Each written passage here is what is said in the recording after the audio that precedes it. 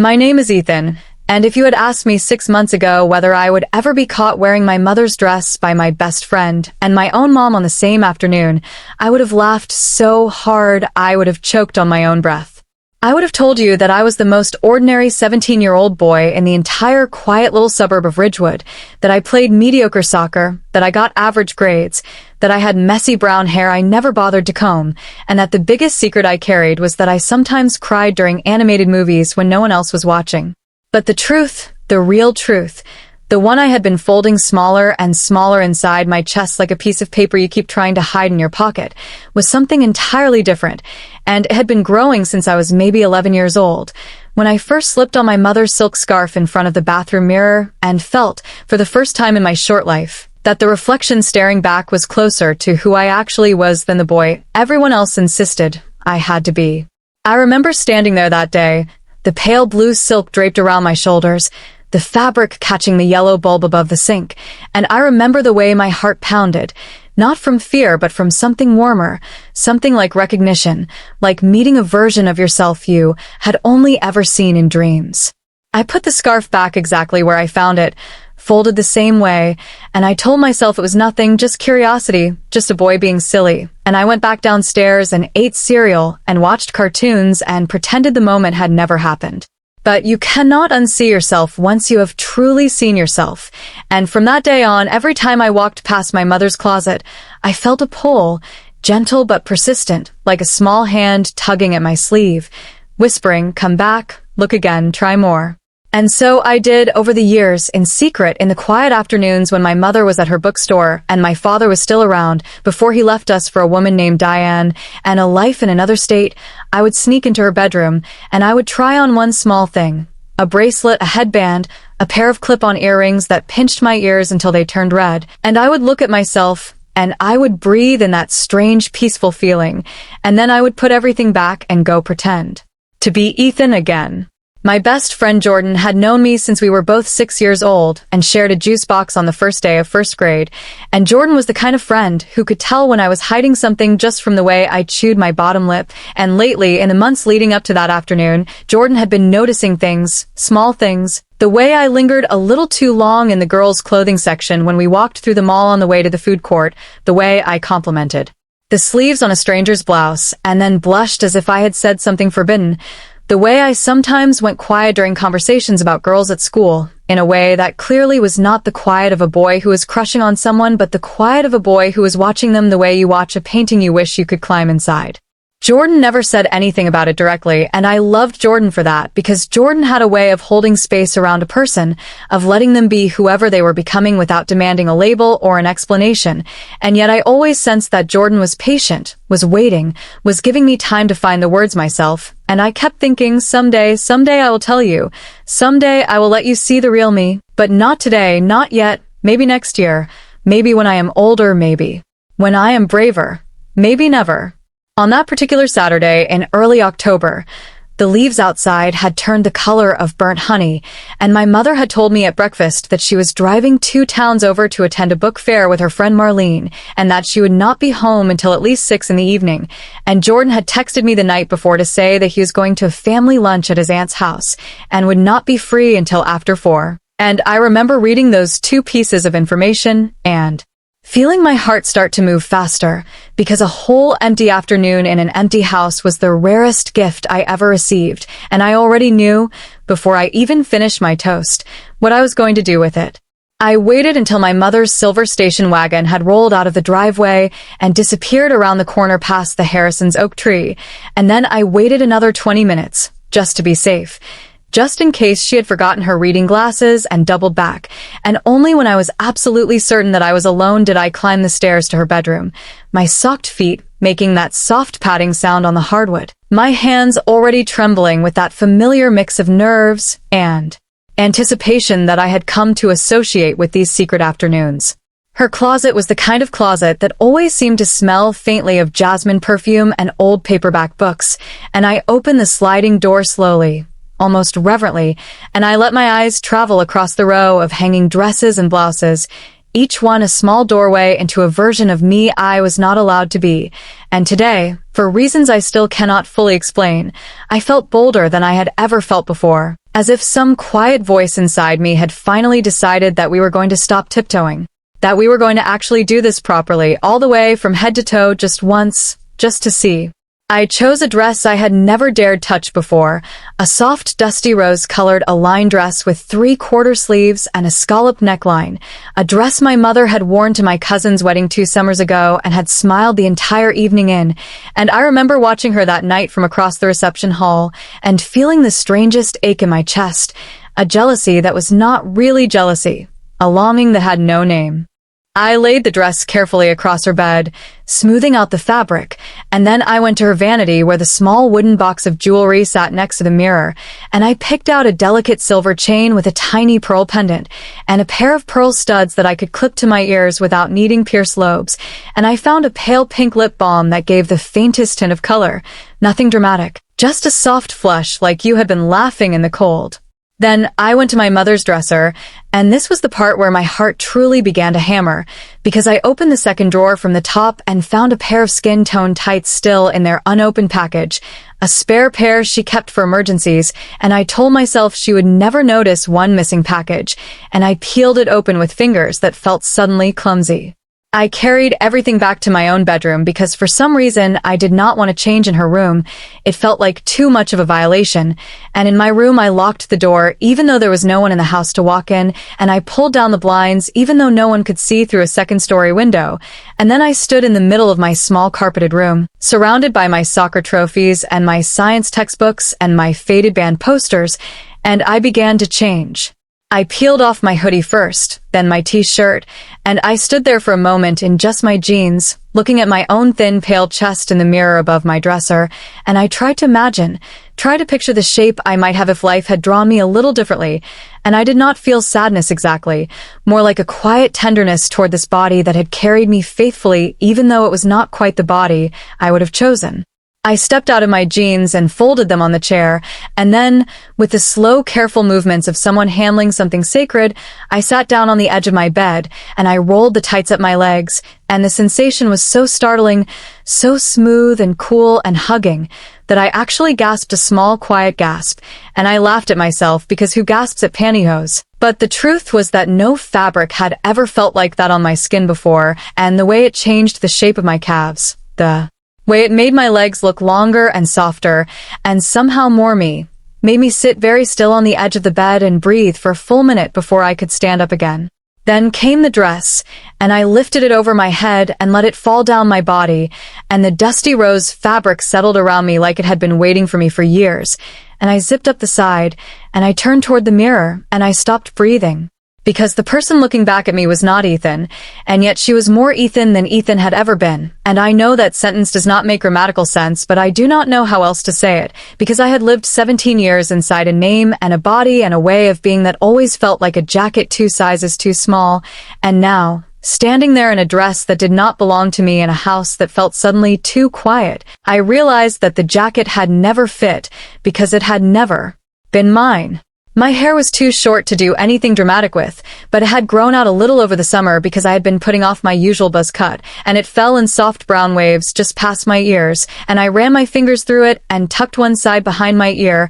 and I clipped on the little pearl earrings, and I fastened the necklace with fingers that would not stop shaking. And I dabbed the lip balm across my lips and pressed them together the way I had seen my mother do 1,000 times, and I looked and I looked and I looked, and the person in the mirror looked back at me with wide, startled eyes that were slowly beginning to fill with tears. Not sad tears, not exactly, but the tears you cry when you finally come home after a very long journey and you sit down on your own couch, and you realize you had forgotten what it felt like to belong somewhere. I do not know how long I stood there, but I know that at some point I began to move, tentatively at first, turning slowly to see how the skirt swished around my knees, taking a small step and then a larger one, watching how the fabric caught the light from the lamp on my desk, lifting my arms and letting the 3/4 sleeves settle around my elbows, and each movement made me feel more real, not less. And I began to smile, a small trembling smile that grew into something wider, and I thought to myself, oh, this is who I am, this is who I have always been, and how in the world am I ever going to go back to pretending after this? And that was the exact moment The precise instant when I was finally allowing myself to fully inhabit this feeling, that I heard the sound that turned my blood into ice water, the sound of the front door opening downstairs. Followed immediately by two voices, one of them unmistakably my mother's, and the other, oh no, no, the other unmistakably Jordan's. My brain went completely blank for what must have been about 2 full seconds, the kind of blank where you cannot remember your own name or how doors work or what year it is, and then 1,000 thoughts crashed into me at once. My mother was supposed to be gone until 6, Jordan was supposed to be at his aunt's until 4. My door was locked, but that meant nothing if my mother came looking for me. I was wearing her dress. I was wearing her jewelry. I was wearing tights that I had opened without permission, and my bedroom was scattered with the evidence of what I had done, and the boy version of me who lived in every family photograph downstairs was about to be exposed as something else entirely to the two people whose opinions mattered most to me in the entire world. I heard my mother call up the stairs, "Ethan, honey, are you home?" And I heard Jordan laugh at something she said, and I heard footsteps, and my legs would not move. They simply would not move. They were rooted to the carpet as if the fibers had grown up around my ankles. And I stood there in the middle of my room in a dusty rose dress with pearl earrings and tinted lips, and I understood with a cold clarity that there was no version of the next 60 seconds that ended with me not being seen. I finally managed to move, and my first instinct was to tear the dress off, to hide it under the bed, to grab jeans and a t-shirt and pretend I had been napping, but the zipper on the side of the dress had somehow caught, and my fingers were shaking so badly that I could not even get a proper grip on it, and I heard my mother's footsteps on the staircase, and I heard her say to Jordan, "He must be upstairs, come on up," and I heard Jordan's sneakers on the wooden steps, and I gave one last desperate tug on the zipper, and it did not budge, and then my mother's voice was right outside my door, and she was knocking and calling my name and turning the handle, and of course the handle was locked, and she said, "Ethan, why is your door locked? Are you okay?" And I could not answer because my throat had closed up entirely, and I heard her say to Jordan in a lower voice, "That is strange, he never locks his door," and then she said, "Louder, honey, Jordan is here. He came home early and stopped by. We ran into each other in the driveway. Are you feeling all right?" I finally forced out a sound, a strangled "one moment, I am changing," and my voice cracked in the middle of it and came out an octave higher than I meant it to, and there was a pause on the other side of the door, a long, terrible pause, and then my mother said, in that gentle, worried tone she used when she was reading between lines, "Take your time, sweetheart. We will be in the kitchen." I heard their footsteps retreat, and I nearly collapsed with relief. And then I attacked the zipper with both hands, and I managed to work it down a few inches, and then it caught again, and I nearly cried out in frustration. And then, in the middle of my panic, something very strange happened inside me, something I did not expect. A small, clear voice, quiet but firm, spoke up from somewhere behind my ribs, and it said, "What if you did not hide? What if you just went downstairs? What if you let them see?" And I froze with my hand still on the zipper, and I looked at myself in the mirror one more time, at the girl or the boy or the person or whoever I was in that reflection, at the pearl earrings catching the light, at the flush on my cheeks that no lip balm had put there, at the way the dress made me look like a photograph of someone I had always wanted to meet. And I thought, if not now, then when? If not to Jordan, who has been patient with me for 11 years, and to my mother, who has loved me since before I was born, then to whom? And I let my hands fall to my sides, and the zipper stayed where it was, and I took the deepest breath I had ever taken in my entire life. My legs still did not want to obey me, but I made them. I made them one at a time, and I walked to my bedroom door, and I put my hand on the lock, and I turned it, and the click of that little metal cylinder sounded like a gunshot in the silence, and I opened the door, and I stepped out into the hallway, and every step down the stairs felt like walking through wet cement, and I could hear their voices in the kitchen, murmuring, and I could smell the kettle that my mother must have put on, and the closer I got to the bottom of the stairs, the more I could feel my heartbeat in my fingertips and in my eyelashes and in the tips of my ears, and when my foot hit the bottom step, everything in the kitchen went quiet because they had heard me coming, and I stood there for one more second at the mouth of the hallway, and then I turned the corner and stepped into the doorway of the kitchen, and I saw them. My mother was standing by the counter with a mug in her hand, and Jordan was leaning against the fridge with his hoodie half unzipped, and the moment they saw me, both of them went completely still, and time seemed to stretch out into a long, thin thread, and no one said anything, and no one moved, And I stood there in my mother's dusty rose dress with her pearls in my ears and her lip balm on my mouth, and I felt my eyes fill up with tears that I could not blink away. And I opened my mouth to say something, anything, an apology, an explanation, a lie, and no sound came out. The first person to move was Jordan. And I truly braced myself because I did not know what was coming, and Jordan pushed off from the fridge and took 2 slow steps toward me, and I could not read his face at all. And then he stopped a few feet away from me, and he tilted his head slightly, and he looked at me with an expression I had never seen on him before. Not shock exactly, not disgust, not even really surprise, but something that looked almost like relief. And he said in a voice so soft I almost did not hear it, "So this is why." And I did not understand at first, and I whispered back, "Why what?" And Jordan said, "So this is why you have been so far away this year. So this is what you have been carrying." And I felt a sob rise up in my throat, and I could not stop it. And then my mother set down her mug on the counter very carefully, as if she was afraid it might shatter if she moved too fast. And she came around the counter, and she stood next to Jordan, and she looked at me, and her eyes were wet, and she said, "Oh, my sweet child. Oh, honey." And I broke, completely, absolutely broke, right there in the kitchen. And I began to cry, the kind of cry that comes from a place so deep inside you that you did not even know it existed. And I put my hands over my face because I could not bear to be looked at anymore. And I said, through the crying, "I am so sorry. I am so sorry. I am so sorry." And my mother crossed the last few feet between us, and she wrapped her arms around me, dress and all, pearls and all,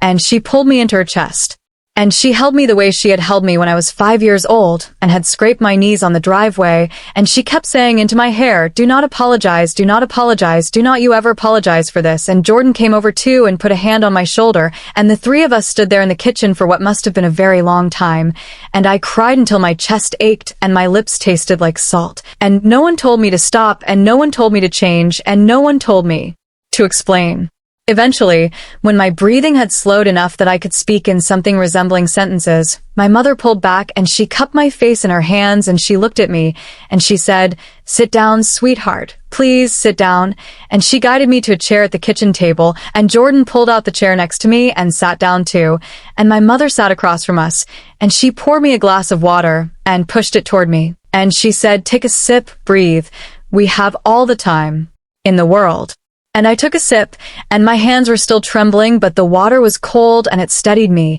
And I sat there in a dress that did not belong to me in a kitchen that suddenly felt like it belonged to me more than it ever had. And I began to try, halting and clumsy, to explain. I told them about the scarf in the bathroom when I was 11, and I told them about the years of sneaking into the closet, and I told them how every time I put on something of my mother's, I felt like I was finally getting closer to a version of myself I had only ever seen in fragments, and I told them how I had been so afraid, so terribly afraid, that if they ever knew, they would look at me the way people in movies sometimes looked at each other right before a friendship ended forever.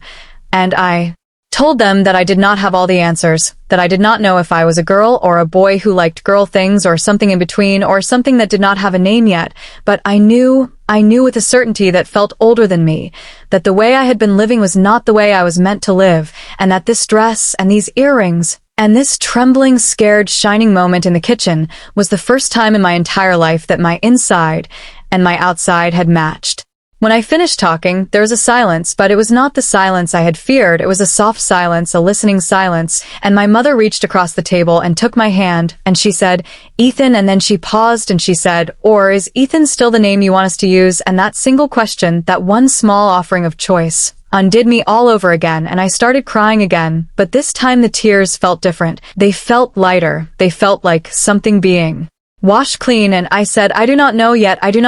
and she said, "That is okay, we do not have to know today, we can just be here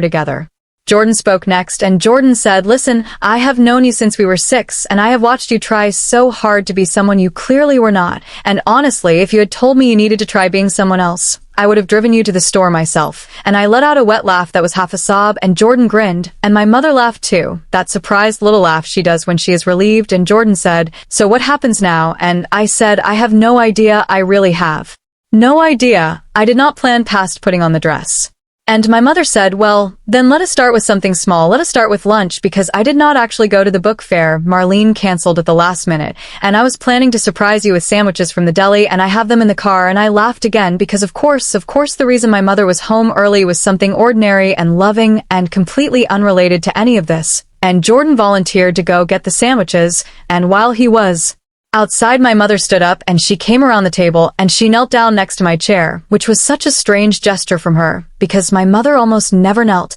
and she took both my hands and she said, listen to me carefully, whatever this is, whatever this becomes, whoever you turn out to be, I am your mother, and I have loved you every single day since the day I knew you existed, and nothing you could wear, nothing you could say, nothing you could discover about yourself would ever change that. Do you understand me? And I nodded, but she said, no, out loud, please, I need you to say you understand. And I whispered, I understand, and she said, good, and she kissed the top of my head, and I smelled her jasmine perfume, and I thought, I am wearing her dress, and she is holding me, and no one is angry, and no one is ashamed, and the world did not end. Jordan came back with the sandwiches and a bottle of lemonade, and the three of us ate at the kitchen table, and I did not change out of the dress because somehow the idea of taking it off now felt worse than keeping it on, and Jordan kept stealing little glances at me across the table, and finally I said, what? And he said, nothing, it is just, you look really different, and I froze, and he said, no, I mean, you look really you, does that make sense? And I felt my face get warm, and I said, yeah, that makes sense. After lunch, my mother said something that I did not expect. She said, if you want, and only if you want, we could go through my closet together and we could figure out what fits you and what does not, and we could think about maybe getting you a few things that are actually yours. And I stared at her and I said, really? And she said, of course, really, why would I say it if I did not mean it? And Jordan said, can I come? And my mother laughed and said,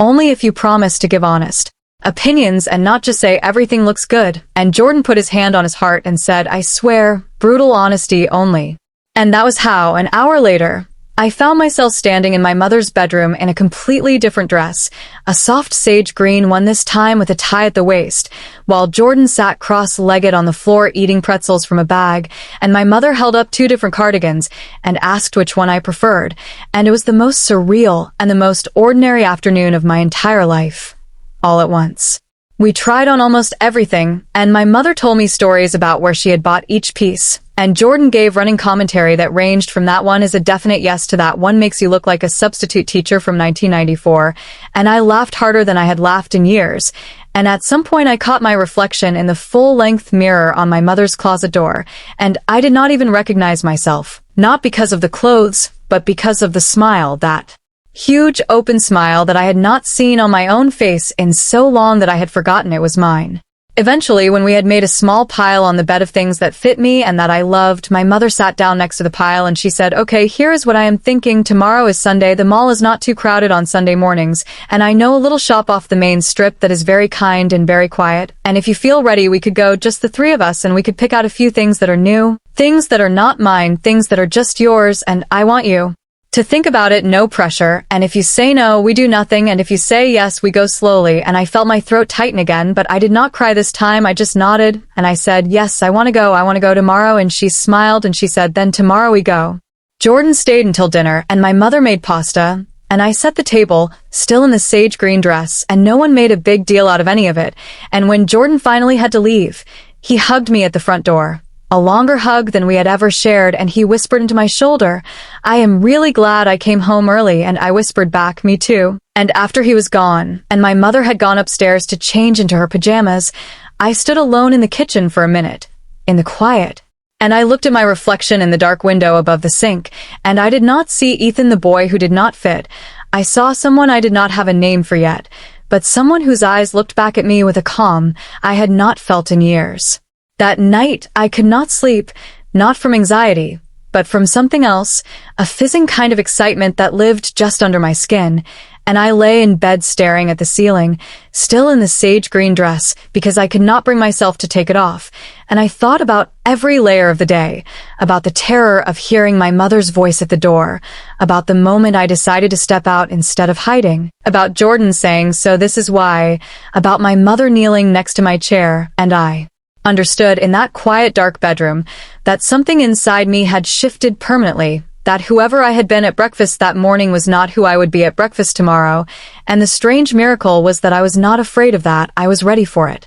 Sunday morning arrived pale and cool, and I came downstairs in one of my mother's older cardigans over jeans, a small, gentle compromise for the drive, and she was already at the table with coffee, and she smiled at me and said, "Ready?" And I said, "Ready." And Jordan pulled up in his beat-up blue hatchback 10 minutes later, and the three of us drove to the small shop my mother had mentioned, tucked between a bakery and a used bookstore on a street I had walked past 100 times without noticing. The woman who ran the shop was named Iris, and she had silver hair braided down her back and reading glasses hanging from a beaded chain, and my mother had clearly called ahead because when we walked in, Iris smiled a smile that had no questions in it, only welcome, and she said, come in, take your time," and she showed me to a small dressing room in the back with a soft velvet curtain instead of a door, and she said, "I will bring things in sizes, and you will tell me yes or no, and there are no wrong answers," and I nodded, and I stepped behind the curtain,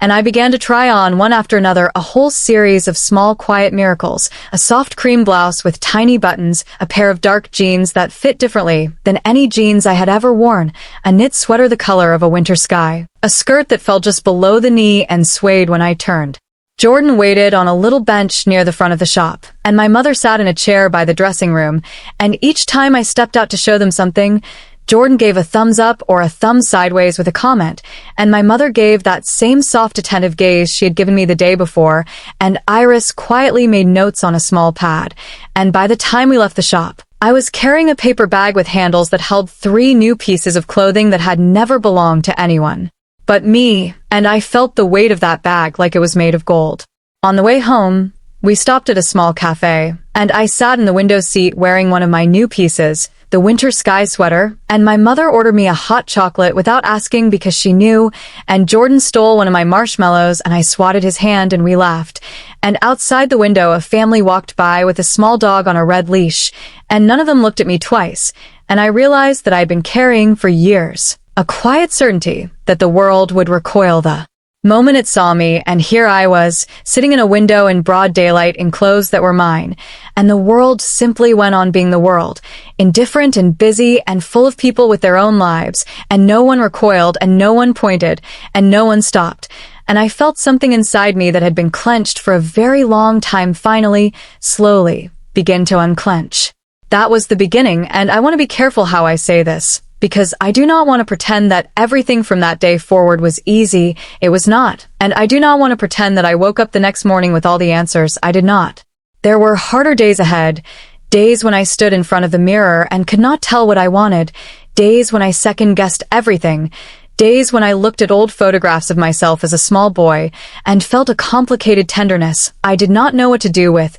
Days when I worried about what school would be like, about what my father would say if I ever told him, about what strangers on the street might one day decide to make me feel small over. But I also had my mother, who kept her promise, who never stopped listening, who slowly and patiently helped me experiment with names until we found one that felt right, a name that I am not ready to write down here because it still feels new and tender and mine. And I had Jordan, who kept showing up every weekend, sometimes with a movie, sometimes with a bag of snacks, sometimes with nothing at all except his steady, quiet company, and who never once made me feel like I owed him anything for staying. And I want to circle back, because I've been telling this story from the future, from a place further along the road, but I want to return to that Saturday afternoon in the kitchen for one more moment, because there is something I did not say yet, something I did not fully understand until much later. When I stood in that doorway in the dusty rose dress, and looked at my mother and my best friend, and waited for the world to end,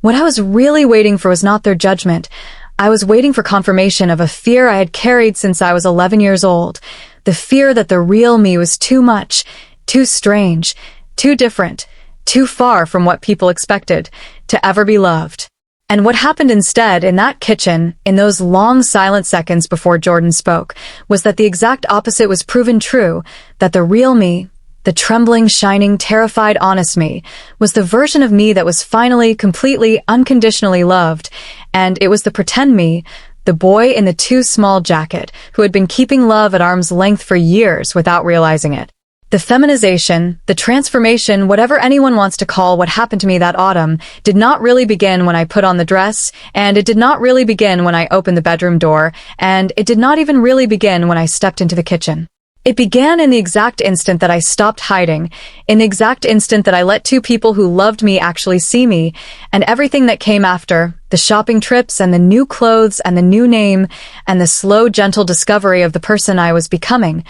all of it flowed from that single act of being seen. I still have that dusty rose dress, by the way. My mother eventually gave it to me officially, wrapped it in tissue paper and tied a ribbon around it and handed it to me on my next birthday with a card that said, "For the girl who came home to herself in this dress," and I keep it in my own closet now, in my own room, in my own life. And sometimes on quiet afternoons, I take it out and I look at it, and I remember that trembling 17-year-old standing in front of the mirror thinking she had a terrible secret, and I want to reach back through time and put my hand on her shoulder and tell her it is going to be okay. More than okay, it is going to be the beginning of everything. And every time I think about that Saturday, about the sound of the front door opening when I thought I was alone, about my mother's voice calling up the stairs, about Jordan's footsteps behind hers, about the way my whole body froze in the middle of my bedroom in a dress that was not mine yet but somehow already was, I no longer feel that old cold panic. I feel something like gratitude, because if that door had not opened when it did, if they had not caught me exactly in that moment, I might have spent another year, or 2 years, or 10 years, folding myself smaller and smaller in the corners of a life that did not fit. And instead, because they walked in when they walked in, because I chose to step out of that bedroom instead of hiding under the bed, because a mother knelt and a best friend said, so this is why, my whole life turned on a hinge that afternoon, and I walked through into a version of myself I am still, to this day, gently, patiently, joyfully getting to know. And if there is anyone reading this or listening to this or hearing this in whatever form it reaches them, who is standing in front of their own mirror in their own borrowed clothes with their own terrible, wonderful secret, I want to say only this. The door you are so afraid of opening may not lead where you think it leads. Sometimes on the other side of the thing you fear most is not the end of your world, but the beginning of your real one. And sometimes the people who love you have been waiting quietly, patiently for years, for you to trust them enough to let them see you, and the moment you do, you will find that the trembling in your hands turns into something else, something warmer, something that feels almost like flying, and you will look up from your own reflection and realize, with a quiet astonishment that will stay with you for the rest of your life, that you were never alone in that mirror. You were only waiting to be found, and now, at last, you have been.